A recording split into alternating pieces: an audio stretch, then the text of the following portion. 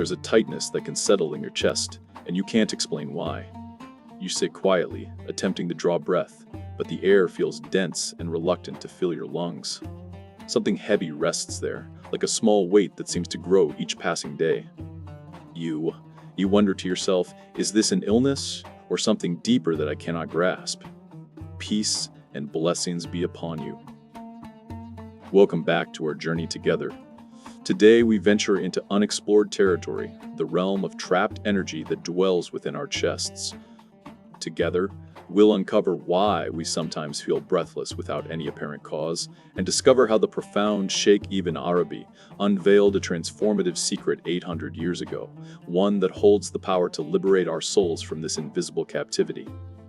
Ibn Arabi taught us, the heart serves as the dwelling place of the divine, yet when foreign elements enter, it becomes restricted. These words transcend mere philosophy. They offer us a genuine key to understanding what unfolds in our innermost depths.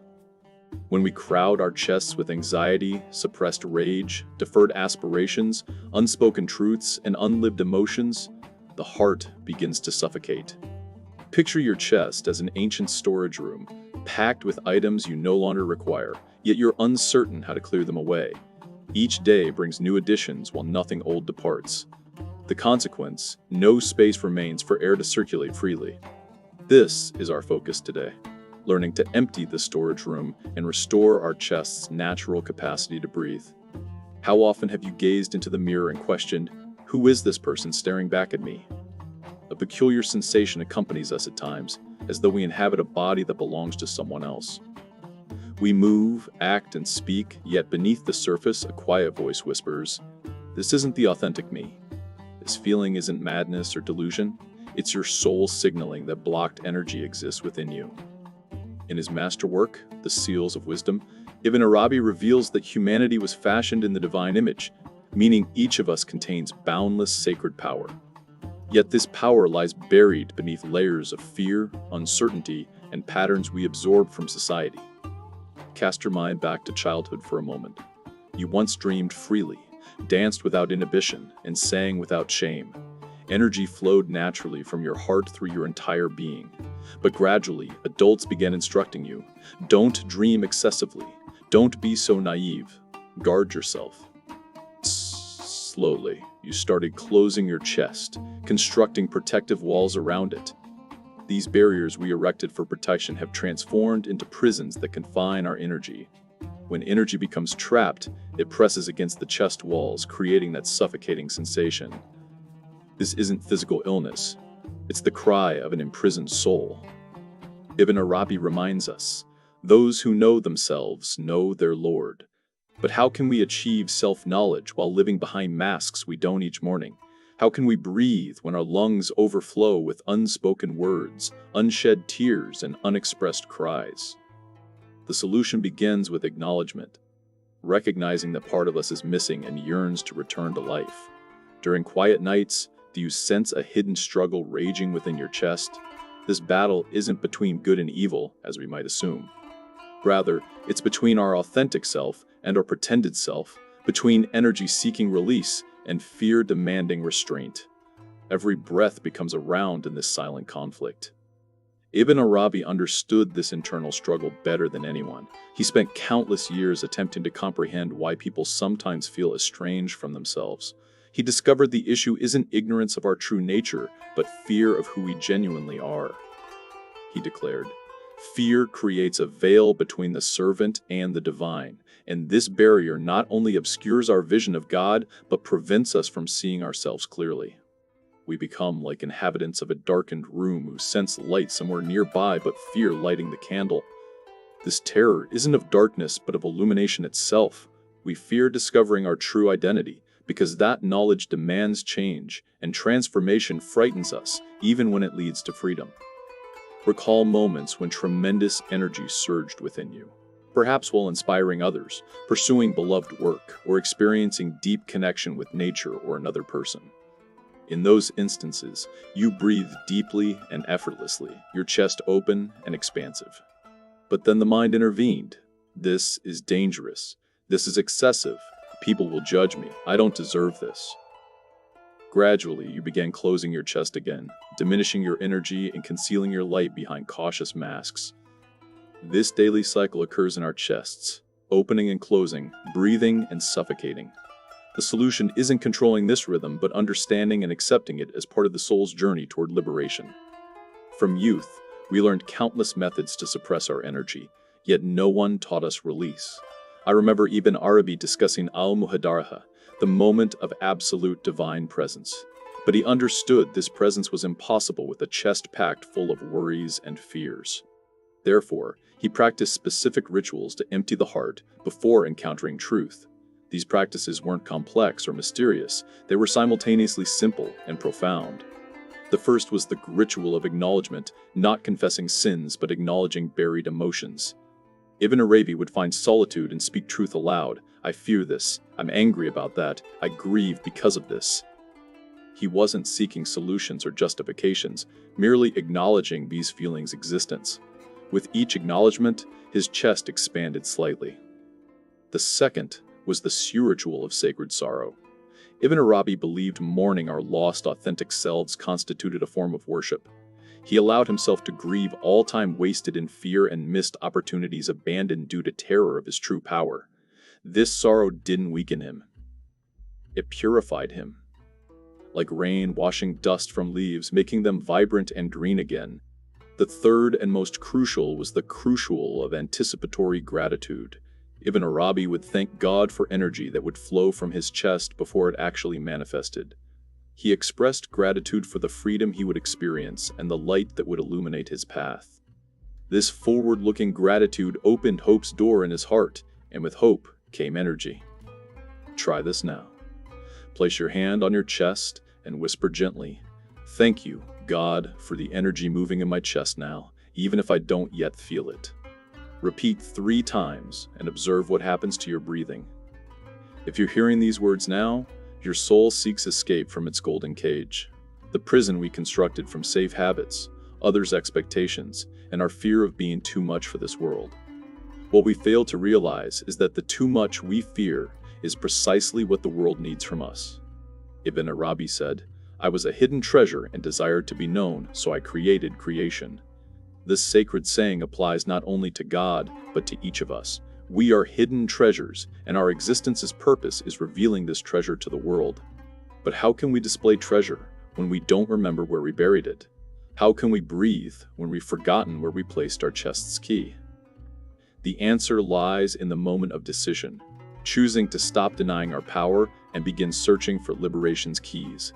This choice isn't easy because it means abandoning familiar false security and entering unknown territory where anything becomes possible. Do you feel afraid now? That's natural. Fear accompanies every adventurer preparing to discover their lost treasure. Don't attempt eliminating fear. Instead, use it as a guide indicating you're on the correct path. If these words touch something deep within you, if you sense energy stirring in your chest now, I hope you'll like this video and subscribe to the channel, joining this collective journey toward liberation. In the comments below, write this sentence: "I am ready to open the buried treasure in my chest." Don't write it as mere words, but as a covenant with yourself, a declaration of war against the fear that has trapped your energy all these years. Now that you've begun feeling something stirring in your chest, let me guide you to the synergy map Ibn Arabi discovered during his lengthy journey toward knowledge. This map differs from ordinary maps, showing roads and cities. It's a guide to hidden energies moving through your body and soul every moment. The first station is the station of acknowledging pain. Many believe pain is an enemy to fight or ignore. But Ibn Arabi discovered pain is actually a guide, one that reveals where trapped energy gathers in our bodies. When we feel chest tightness, heart heaviness, or stomach knots, it means energy attempts release but finds blocked pathways. Ibn Arabi teaches, pain is mercy's greatest door. This doesn't mean we should torture ourselves, but that every pain carries our soul's message that something requires attention. The second station is the gas station of conscious breathing. Ibn Arabi would say, breath is the soul's bridge to the body. When we breathe consciously, we open this bridge and allow free energy flow. Try this now. Inhale deeply while thinking receive, and exhale while thinking release. perceive fresh energy and release old, accumulated energy. Repeat 10 times and observe what occurs in your chest. The third station is the station of safe expression. Here we learn releasing trapped energy without harming ourselves or others. This can occur through writing, drawing, movement, or even screaming in safe spaces. The final station on this map is the X station of gratitude and celebrations. When we successfully release some trapped energy, it's important to thank ourselves and celebrate this small achievement, because every small step toward liberation deserves celebration. Your body speaks to you constantly, but you've learned to deafen your ears to its voice. This is what Ibn Arabi discovered through long years of meditation. The body isn't merely the soul's vessel. It's an open book narrating everything we've experienced, everything we've suppressed, everything we fear, and everything we dream. When you feel chest tightness, your body says, "Old sorrow is buried here, wanting to emerge." When you feel throat constriction, your body says, "Unspoken words are choking you from within." When you feel shoulder heaviness, your body says, "You're carrying burdens that aren't yours. It's time to set them down." Ibn Arabi would declare, "The body is truthful and the mind is a liar." This doesn't mean the mind is evil, but that the mind learned to protect itself from pain by denying painful truths. The body, however, cannot lie.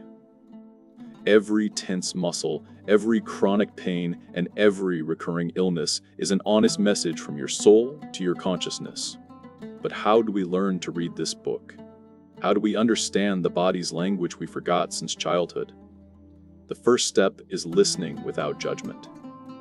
When you feel pain or discomfort in any body part, don't immediately try eliminating or explaining it.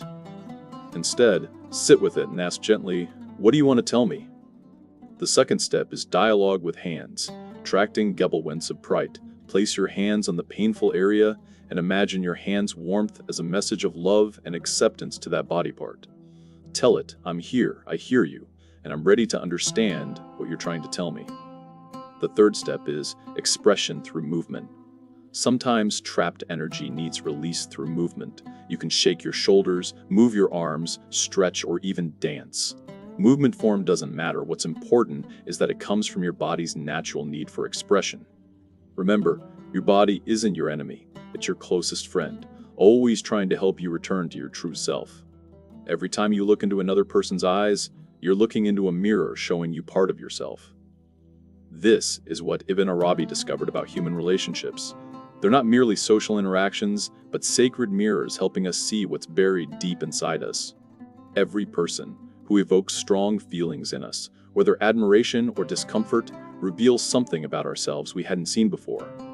But most of these mirrors are broken because we fear seeing ourselves in them. When someone annoys us, we say, "This person is bad," but we don't ask ourselves, "Why does this specific person annoy me? What do they remind me of about myself?" Ibn Arabi said, "Everything you see in the other exists in you, or you would not have been able to see it." This doesn't mean we're like every person we meet, but that everything we perceive externally has an internal echo. The person who annoys you with their arrogance reminds you of the part of yourself afraid of being arrogant. The person who annoys you with their weakness reminds you of the part of yourself you're afraid for people to see as weak. And the person you love because they're brave reminds you of the sleeping courage within you. This understanding transforms how we deal with people. Instead of judging them, we begin thanking them for helping us discover hidden parts of ourselves. Instead of running from people who evoke uncomfortable feelings, we begin wondering, what lesson is this person trying to teach me about myself? But more importantly, we must learn how to repair these broken mirrors in our relationships. How do we stop judging others and begin seeing them as teachers sent to help us grow? The answer begins with the following meditation. The next time someone annoys you, instead of blaming them, ask yourself, where is this quality within me, and how can I deal with it with love instead of fear? This exercise will transform your relationships from battles into dances, and from prisons into schools of spiritual growth. The true home isn't a place, it's a heart state.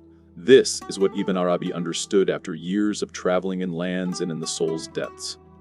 He discovered that every feeling of being lost, every longing for something we can't identify, and every sense of alienation in this world is, in reality, a longing to return to the soul's home. That secret place inside us where we feel safe, peaceful, and complete. But this home isn't locked with a lost key or surrounded by unscalable walls. It remains always open to those who know the rituals of entering it. And these rituals aren't complex or mysterious, they're simple and natural, like breathing itself. The first ritual is the ritual of slowing down. In a world that runs at crazy speed, returning home requires us to slow our steps and stop chasing things we don't know why we're pursuing. Slowing down isn't laziness, it's wisdom. The wisdom of one who knows that life's most important things don't happen in haste, but in stillness. The second ritual is the ritual of sacred silence. Ibn Arabi would say, "In silence, wisdom is born, and in speech, it is lost." But this doesn't mean we should stop talking completely. It means we learn to be silent for long periods so we can hear our soul's voice that always whispers, but we don't hear it amidst life's noise. The third ritual is the ritual of gratitude for pain. Yes, thanking the pain for all the lessons it taught us, for all the blocked paths it saved us from, and for all the strength we discovered within ourselves when we were forced to face it. Pain isn't an enemy. It's a strict but loving teacher. But the final ritual is the ritual of surrendering to beauty. Every day, we look for something beautiful and give it our full attention for a few minutes. It could be a sunset, a child's smile, the sound of rain, or the scent of roses. In these moments, we are home. Ibn Arabi reminds us, wherever you turn, there is the face of God. This means home isn't a place we reach in the end, but a state we live in every moment when we remember who we truly are. Returning home isn't a journey in space, but a journey in time. A journey that takes us from a time of fear to a time of love, and from a time of lack to a time of completion. Now that we have reached the end of this journey together, I want to tell you something important. This isn't an end. It's a birth. The birth of the person you've always been, but who is buried under layers of fear, conformity, and forgetfulness. The person who breathes deeply and freely, who isn't afraid of their power, and who knows that everything in this universe is connected to everything else. Ibn Arabi said in his last days, "The complete human being is one who sees himself in everything and everything in himself." This doesn't mean we become arrogant or imagine that we are gods. Rather, it means we discover that the boundaries we thought separated us from the world are an illusion created by fear to protect us, but which ended up imprisoning us. When you open your chest and allow energy to flow freely, you don't become a new person. You return to the person you were before the world taught you that you must be afraid of yourself. Remember your childhood, those days when you laughed with all your heart, dreamed great dreams, loved people innocently, and trusted that everything would be okay. That child hasn't died, they are just hiding in your chest, waiting for you to open the door for them to return to life. And when this child returns, they don't return alone. They return with all the wisdom and strength you gained from your journey in this life. You become a wise child, or a childish wise person. A human who combines the innocence of the heart with the maturity of the mind. And this new human doesn't live for themselves alone, but becomes a bridge that helps others cross from the world of fear to the world of love. Every deep breath they take, every sincere smile they show, and every word of love they say becomes a silent invitation to others to remember who they truly are. Ibn Arabi reminds us in the end, whoever revives a single soul is as if he has revived all of mankind. And the first soul we must revive is our own, to revive it from the death of fear, from the death of forgetting, and from the death of separation from the truth. Today, take a deep breath, feel the energy moving in your chest, and say to yourself, welcome to the new life. It's not a different life, but the same life, but with new eyes, an open heart, and a free spirit. This is the path of Ibn Arabi, the path of returning home, the path of breathing anew. And here we are again, at the end of another journey. You see, the sense of constriction in your chest that we discussed today, that feeling of being trapped, is deeply connected to the recurring patterns of disappointment we explored in our last video. Remember when we talked about Abu Hamid al-Ghazali and the principle of psychological recurrence? How every setback isn't a punishment, but a message from the depths of your soul. a message that repeats itself until you learn its lesson. The constricted chest is the physical manifestation of that unlearned lesson. It's the trapped energy of fear, postponed dreams, and unspoken words that we talked about today, all stemming from the same recurring wounds that Al-Ghazali's wisdom illuminates. So, if you want to understand why your spirit cries without a sound and why your heart feels constricted, watch the last video. It's the key that explains why the cycle of suffering repeats, giving you the knowledge to finally break it. Understanding the pattern of disappointment and the need for rebirth is the first step toward releasing the trapped energy in your chest.